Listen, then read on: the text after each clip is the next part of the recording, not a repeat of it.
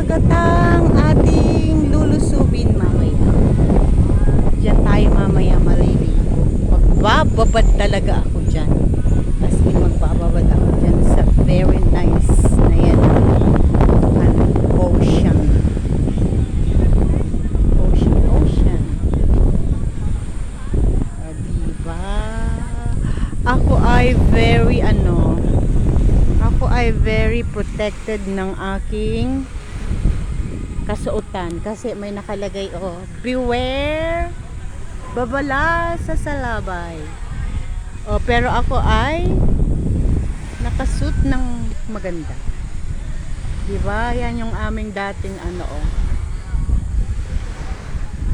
aming cottage noon at dyan kami nagbabad sa place na yan.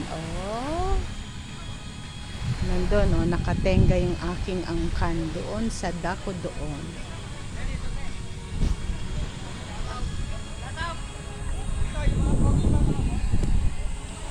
Ganda, sikat ng araw. At ang ganda ng kalangitan. Magbababad tayo mamaya sa dagat.